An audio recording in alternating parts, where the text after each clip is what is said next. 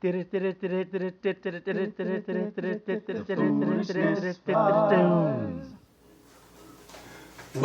to another edition of the Foolishness Files. I'm Toby Blackwell, and I'm your host for this look at the news and nonsense we love about pop culture and the world around us. Well, it's June, and here in New York, that means the weather is finally warm, and also that we have had one of the gay high holy days. Yes, the Tony Awards were held this past Sunday, celebrating excellence in Broadway theater for the 2012-13 season.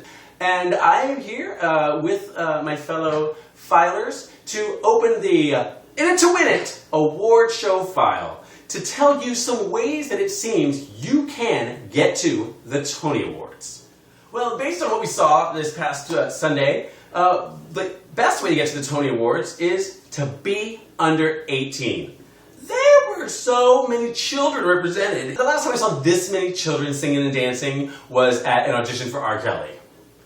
He wasn't doing a video or anything, he was just having auditions. You had, in addition to the young people represented by Cinderella and Bring It On, you had actual children who were tap dancing their faces off in A Christmas Story. And also playing iconic performers, like little Michael Jackson from Motown. The irony is not lost. And then you had, of course, all the children involved in the shows whose titles are the names of children. I mean, Annie, Matilda, Mike Tyson. All of these shows are named after the most childlike among us, and were celebrated at the Tony Awards on Sunday.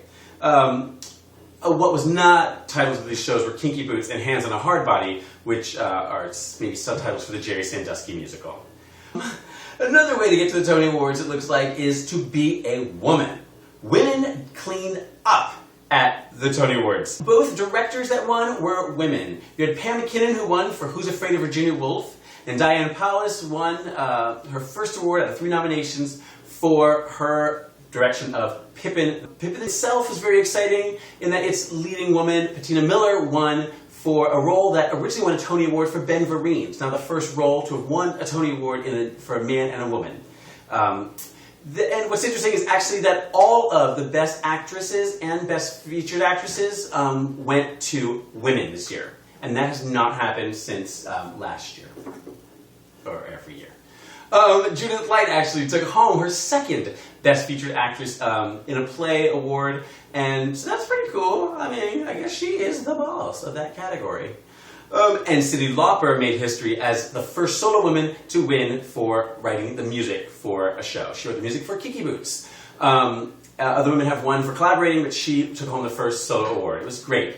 And Kinky Boots actually contributed to another woman winning, because it seems like if you can actually be a woman, then you should probably be a man dressed as a woman. Because for the third time in about 10 or 11 years, a man doing just that won Best Actor in a Musical. Billy Porter won for his portrayal of Lola in Kinky Boots, following in the heels of Douglas Hodge, who a couple years ago won for La Cage, and also Harvey Fierstein, who played a woman full out as Edna Turnblad in Hairspray. And actually what holds us all together is Harvey Fierstein. He played Edna Turnblad, and he wrote the books for La Cage and also for Kinky Boots. So maybe it is enough to not be a woman, but just to know Harvey Fierstein. Maybe Harvey Fierstein is just woman enough for all of us to get into and win that category. Well, if you're not a woman and you don't want to dress like a woman and you don't need a tutor on set, then another way for you to get to the Tony Awards and do well at the Tony Awards apparently is to be black. Oh, especially a black actor. Actors of color cleaned up as well at the Tony Awards, winning 4 of the awards. In addition to Patina Miller and Billy Porter, who I just mentioned, Cicely Tyson, or possibly the great from the Fruit of the Loom commercials, I'm not sure who that was really, won for Best Actress in a Play for her return to Broadway after 30 years, The Trip to Bountiful. And continued kind of that weird Best Actress-y tradition of giving a weird speech. It was kind of good, kind of weird, I don't know. But you know what, she came in, after 30 years she came in and swooped up that award.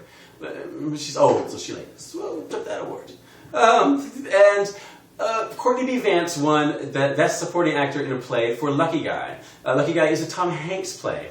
Tom Hanks, but not black, but also did not win and was actually bested by Tracy Letts. Tracy Letts is now the first Pulitzer Prize-winning author here at Artists of Osage County to also be an acting Tony Award winner. Lots of records were set. Lots of records were set. And let's hope that these black performers don't set new records and that we'll see them again on Broadway, because it seems like so often a record is set for quickest disappearance after winning a Tony. And you can ask if you can find them. Chuck Cooper, Heather Headley, LaChance. Where'd they go? Where did they go?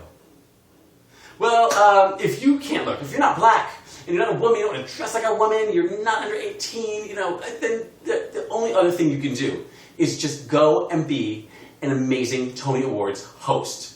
Because that is what Neil Patrick Harris did for the 4th time he hosted the awards, and he killed it. From the opening number, which got the longest standing ovation I've ever seen for an opening number of an award show ever. It was so great. From that, onwards through the show, he did such a great job. He was always on it. He was improvising stuff. He was doing other things. It was great. His number with Laura Benanti, Megan Hilty, and Andrew Reynolds about canceled TV shows was hilarious. Which some of those numbers often aren't, in other shows. And it was just, he did a great job, whether he was making fun of Mike Tyson throughout the show, or making out with a dog, or poking fun at the Chicago woman not knowing where her teleprompter was. Neil Patrick Harris really proved why he is the go-to host for the Tony Awards. He was like the icing on the cake. It was really great. And what was also fun was him singing Empire State of Mind with Audrey McDonald singing the Alicia Keys part in that voice. Strangely, I think people are mad at Audra for dropping her microphone on stage. And, come on. Audra's done many, many great things, but there are some things you can criticize Audra for if you'd like to. That first solo album, that Dreamgirls concert. But come on, like a stage joke, that's just private practice. Come on, leave Audra alone. She's a treasure. She's a black female, and she helped the host, so she well represents how great the Tony Awards were. And it was a great ceremony because it was a great season. Looking forward to next season, and let's hope that the momentum can keep up and that we won't have to suffer through, a Tony Awards where the big winner is a show in which characters don't actually have names, but they're just called boy and girl.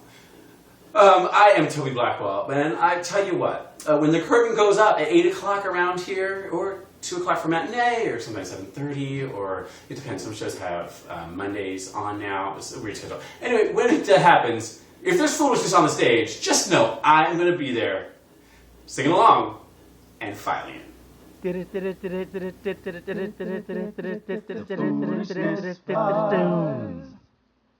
Living to love or live in fear, no other path, no other way, no day but today.